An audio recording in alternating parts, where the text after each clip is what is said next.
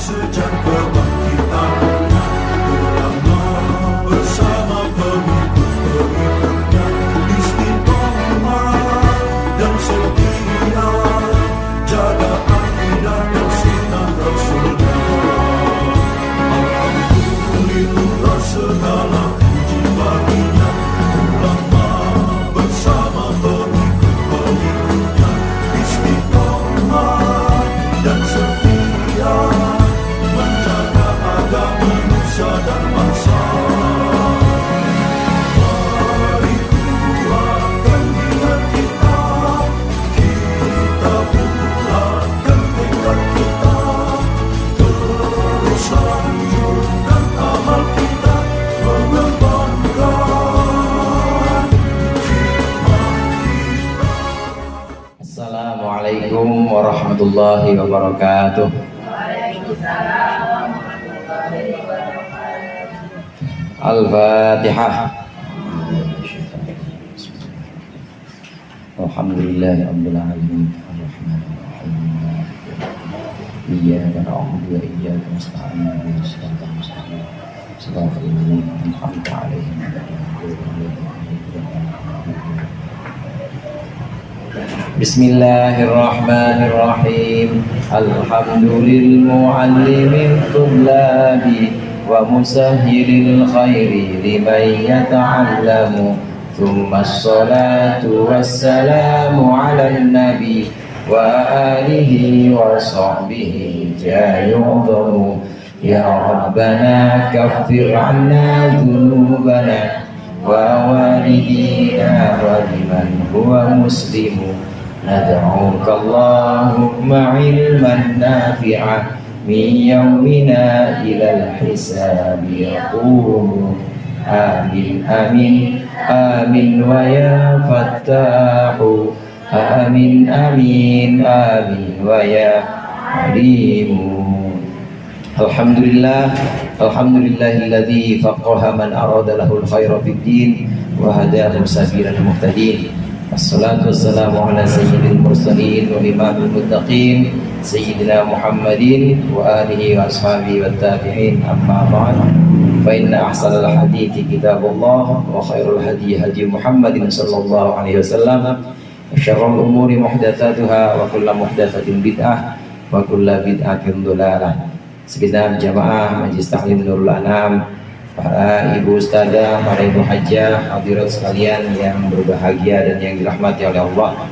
Alhamdulillah sore hari ini kita berkumpul melanjutkan pengajian rutin kita, pengajian durus fiqhiyah, pelajaran yang ketiga. Mudah-mudahan apa yang tadi sudah dibaca, apa yang akan kita baca menjadi sesuatu yang bermanfaat dunia akhirat. Amin ya rabbal alamin. Masih membahas tentang sunnah hayatnya sholat. Sunnah hayat itu adalah sunnah-sunnah yang apabila ditinggalkan maka tidak perlu ditambal dengan sujud sahwi. Beda dengan sunnah abad, tasyahud awal, at-tahiyyatul mubarakatus salawatut thayyibatullah dalam sholat maghrib, tahiyat pertama, dalam sholat zuhur asar, tahiyat pertama, kemudian kunut yang ada pada rakaat kedua sholat subuh, sholawat yang ada, sholawat Nabi yang ada pada tahiyat awal, itu namanya sunnah abad. Kalau kita tertinggal maka kita dianjurkan nambel sunnah abad dengan sujud, namanya sujud apa bu? Sujud sahwi. Nah berikut ini sunnah hayat. Ini kalau tertinggal dalam sholat kita tidak perlu ditambah dengan sujud sahwi, lewat begitu saja, sholatnya tetap sah. Tapi jangan disengaja sering-sering ditinggal, karena orang yang sudah sering meninggal sunnah hayat itu nanti kalau udah habis sunnah hayatnya, subhana rabbil azim dia nggak baca, kemudian rabbana lakal hamdu dia nggak baca, lama-kelamaan dia mulai ninggal sunnah apa? Sholat maghrib, oh udah tahu tasyahud awal kan nggak wajib, tinggalin sekali-kali, tinggalin akhirnya. Kalau udah kebiasaan ninggalin sunnah-sunnah, nanti lama-lama yang wajib dia tinggalin, karena udah habis tidak ada apa-apa lagi, tinggal yang wajib-wajib akhirnya ditinggal juga. Jangan, oleh karenanya jangan disengaja meninggalkan sunnah-sunnah ini. Tapi kalaupun memang nggak sengaja kita tinggal, ya udah sunnah hayat ini tidak perlu ditampil dengan sujud sahwi. Kemarin sampai doa istiftah, betul ya Bu? Apa sampai ta'awud? Oh iya, membaca surat fi awalatai geriha wal jahru, itu udah atau belum?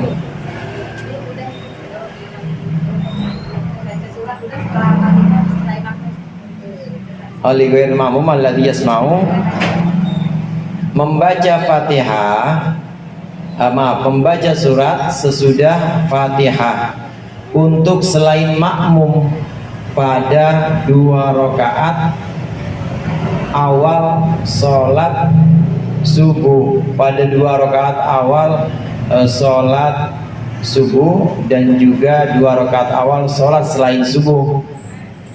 Ini hukumnya membaca surat adalah sunnah hayat, tapi disunnahkan untuk selain makmum. Artinya kalau makmum tidak boleh atau tidak disunnahkan membaca surat, nanti jadi kagok imamnya baru belajar baca qul ya ayyuhal kafirun, makmum ngikutin baca surat juga jangan. Qul ya ayyuhal kafirun la a'budu ma ta'budun, makmum ngikutin wala ana bil muhammadun wala antum bil muhammad wala antum bil muhammad ana agak rapi-rapi jadinya karena kagok makmum ngikutin. Maka untuk makmum tidak disunnahkan baca surat. Kalau makmum mendengar bacaannya imam, maka dia tidak disunnahkan membaca surat. Tapi kalau makmum tidak dengar karena jauh atau karena hal lain, budek makmumnya, dia nggak dengar bacaan suratnya imam, maka diperbolehkan baca surat. Ini kesunatan baca surat ini kalau selain makmum. Jadi siapa selain makmum itu? Imam atau orang yang sholat sendirian. Ibu sholat sendirian, sholatnya sholat subuh 2 rakaatnya disunahkan baca surat setelah Fatihah. Sholat sendirian, sholatnya selain subuh, maka 2 rakaat yang pertama disunahkan baca surat untuk orang yang sholat sendirian dan imam. Jangan kalau jadi makmum. Kemudian wafir rakaataini, ini sebenarnya masih lanjutan. Wafir rakaataini ulayaini minal maghribi wal isya'i, dan 2 rakaat pertama dari sholat maghrib dan sholat isya. Ini sudah kita tahu semua, sudah kita kenal. Kalau sholat subuh ya memang cuma 2 rakaat, maka disunahkan setelah Fatihah baca surat. Sholat selain subuh maka 2 rakaat pertama. Sholat selain subuh maka 2 rakaat pertama, yang dimaksud di sini adalah rakaat 1 dan rakaat kedua. Sebentar ya Bu. Sebentar. Di iklan dulu, iklan. Aris pulang. Halo. Iya Mas. Itu udah tak kirimin nomornya. Yes. Kamu yang jemput dulu. Iya wes, engkau tak telepon. Iya ntar tak telepon ya. Iya. Oke ya Mas ya. Oke ya. Oke, waalaikumsalam warahmatullahi.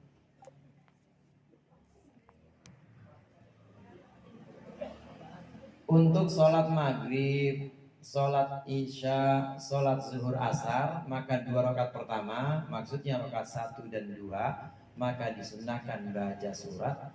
Untuk selain makmum, imam atau sholat sendiri, maka disunahkan baca surat.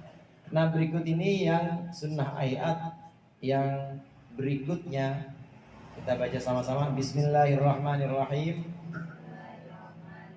Wa wad'ul yumna ala ku'il yusra tahta sadri wa fawqas surrati ila akhirin. Wa wad'ul yumna, dan meletakkan tangan kanan ala ku'il yusra, di atas pergelangan tangan kiri, tahta sadri, di bawah dada, wa fawqas surrati, dan di atas pusar. Antara pusar dengan dada. Disunnahkan, termasuk sunnahnya sunnah hayat, sedakap. Kalau orang tua dulu bilang begitu, jidah ya. Sedakap apa sodakop? Sedakap. Sedekap itu apa? Meletakkan tangan kanan di atas pergelangan tangan kiri.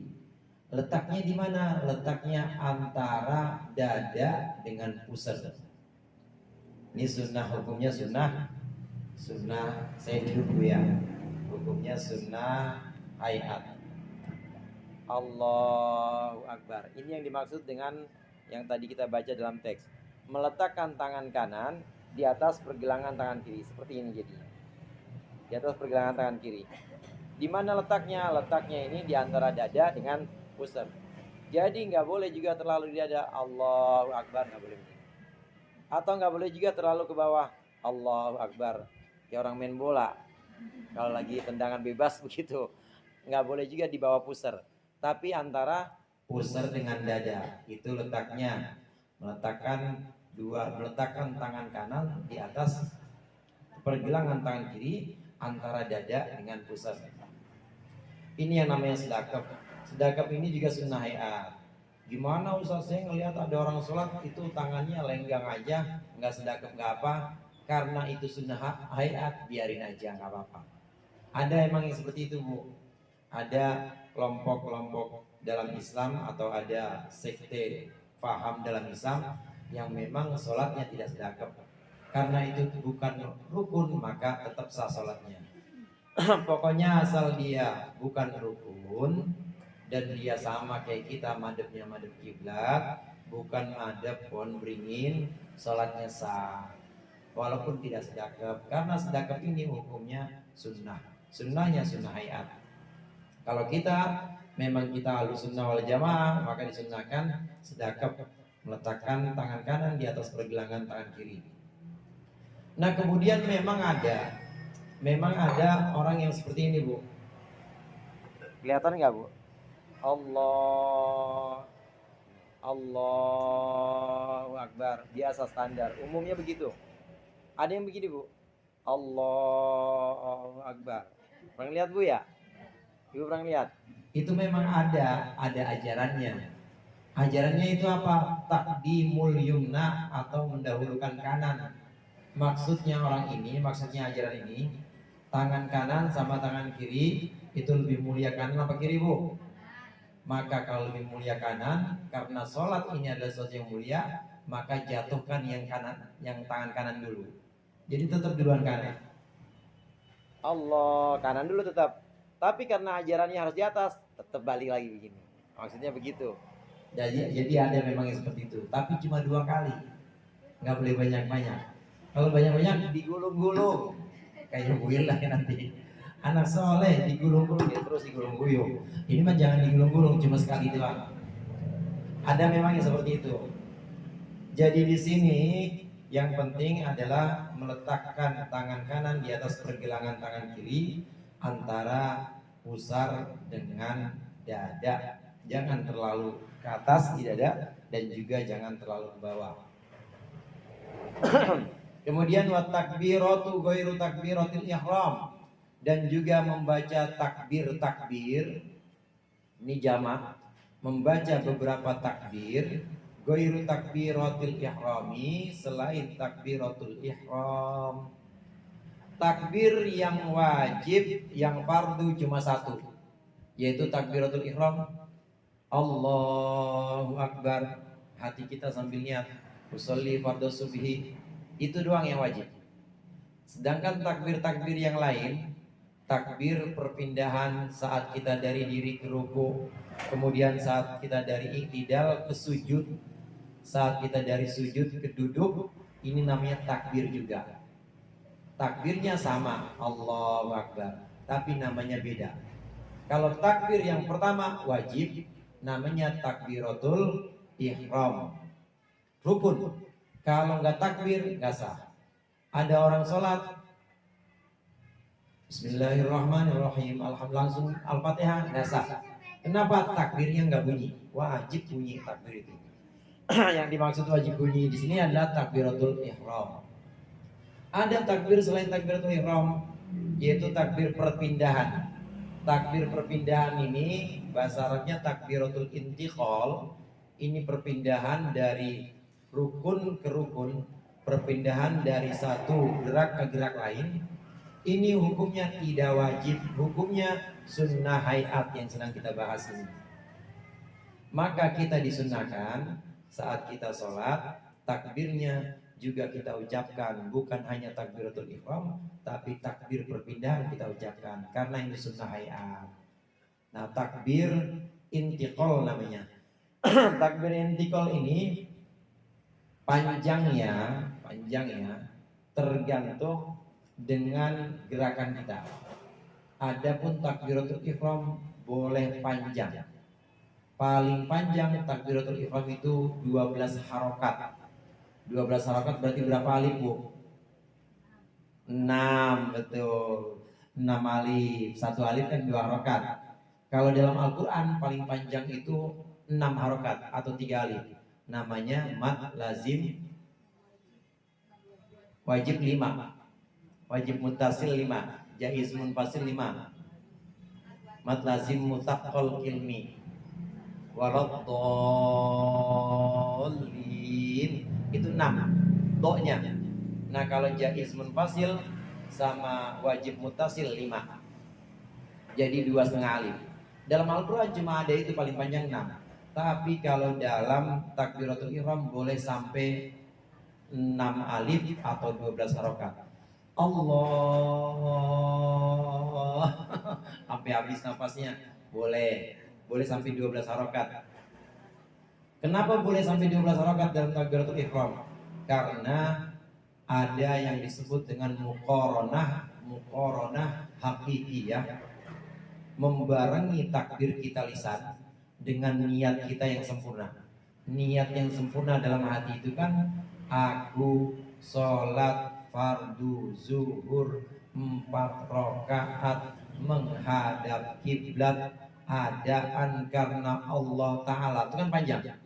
Untuk menyesuaikan panjangnya niat dalam hati dengan panjangnya takbir di lisan, maka boleh sampai 12. Itu takbiratul ihram. Kalau takbiratul intiqal, takbir dari diri ke ruku, dari ruku kemudian dari i'tidal ke sujud, ini tergantung gerakan kita. Kalau gerakan kita gerakan pendek, maka takbirnya pendek saja. Dari yang pendek-pendek itu dari diri ke ruku, kemudian dari duduk ke sujud, atau dari sujud ke duduk, itu pendek-pendek. Allahu Akbar. Kemudian saya selesai baca surat lakum dinukum waliyadin. Allahu Akbar. Selesai. Sami Allahu liman hamidah. Pendek. Begitu dari i'tidal turun ke sujud, ini kan agak panjang, maka takbirnya dipanjangin. Allahu Akbar, panjangin. Dari sujud ke duduk, karena pendek, maka pendekin. Allahu Akbar. Dari duduk ke sujud, dari duduk di antara dua sujud ke sujud lagi, panjang apa pendek, Bu? Pendek, maka pendek aja. Allahu Akbar. Dah sampai sujud ya. Gini misalnya. Saya selesai sujud. Selesai duduk di antara dua sujud. Duduk di antara dua sujud selesai. Wajibuni warfani wasni wafani. Allahu Akbar. Pendek aja. Tapi begitu mau bangun, disunahkan nanti ada namanya duduk istirahat. Duduk istirahat itu duduk yang ada di rakaat 1 atau 3. Yang rakaat yang tidak ada tahiyat awalnya, disunahkan duduk istirahat. Kapan kita mulai takbir? Mulai takbir bukan pas lagi sujud, tapi pas saat sudah posisi akan duduk. Allah dari sini. Jadi takbirnya saat kita akan duduk. Allahu Akbar, panjang. Begitu juga saat turun. Laka il samawati wal ardi wa milku ma syi'ta min syai'in ba'du. Allahu Akbar, panjang. Kenapa dipanjangkan? Karena kita ingin dalam sholat kita jangan ada satu ruang pun yang kosong dari zikir. Karena itu perpindahan panjang. Nah, dalam panjangnya jeda waktu perpindahan itu, maka hendaknya kita lisan tetap berzikir juga. Jangan lagi panjang atau lagi jedanya memang agak jauh dari sujud kemudian ke diri, kita cuma Allahu Akbar, ya elah pelit amat. Jangan, tapi panjangin supaya tidak ada yang kosong dalam sholat kita. Sholat kita supaya senantiasa ada zikirnya. Ini takbir intikal tergantung panjang pendeknya, tergantung dalam gerakan kita. Kemudian takbir intikal ketika rakaat pertama kedua. Jadi dimulai ketika kita akan duduk.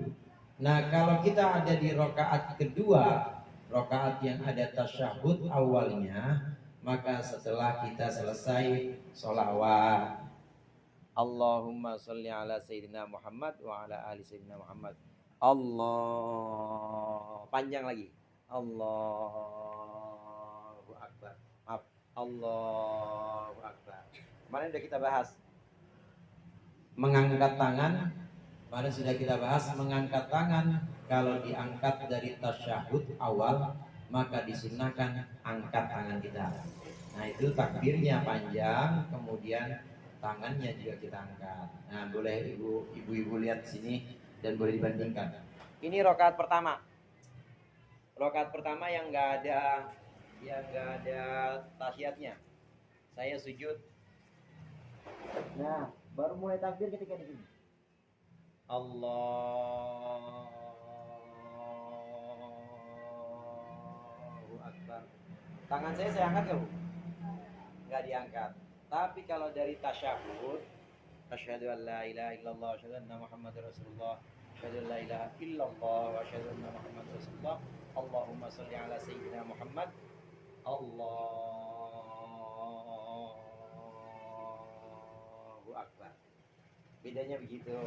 Kalau dari tasyahud maka disunahkan mengangkat tangan. Ini pembahasan kemarin. Nah, yang ingin saya jelaskan tadi di situ, takbir intikal, ucapan Allahu Akbar dari sujud menuju berdiri dan juga dari tahiyat awal menuju berdiri, ini hendaklah dipanjangkan. Begitu juga dari i'tidal berdiri menuju sujud hendaklah dipanjangkan supaya tidak ada ruang kosong dalam sholat kita, supaya tidak ada waktu yang kosong dalam sholat kita kecuali kita berzikir. Apalagi sampai bengong, jangan, Bu. Imamnya panjang, Ustaz, kalau baca surat saya udah rapi, dia belum rapi. Begitu aja susah mas imam, katanya gitu. Dia udah baca surat panjang-panjang, saya udah rapi dari tadi. Kalau imam udah selesai, kalau imam belum selesai, ibu sudah selesai, maka sibukkan dengan zikir Allah, Allah, Allah, Allah, atau dengan doa aja, terutama doa yang ibu hafal dari Al-Quran. Rabbana atina fid dunya hasanah atau Rabbana hab lana min azwajina. Yang penting doa-doanya yang dari Al-Quran aman dah. Kalau doa-doanya doa sendiri, hati-hati. Kayak kemarin ya, takutnya kalau doanya sendiri ini doa yang bisa membatalkan sholat. Kemudian wa tasbihu fir ruku'i was sujudi, dan membaca tasbih dalam ruku dan sujud. Ini maksudnya tasbih yang kita kenal dalam ruku, subhana rabbiyal azimi wa bihamdi, sunnah hayat. Dalam sujud juga begitu, disunnahkan subhana rabbiyal a'la wa bihamdi. Hukumnya sunnah hayat. Wa taqdimur rukbataini fal yadaini fal jabhati wal anfi fis sujudi. Mendahulukan dua lutut, fal yadaini lalu dua tangan, fal jabhati lalu jidat, wal anfi fis sujudi, fal jabhati wal anfi lalu jidat bersama dengan hidung fis sujudi dalam sujud.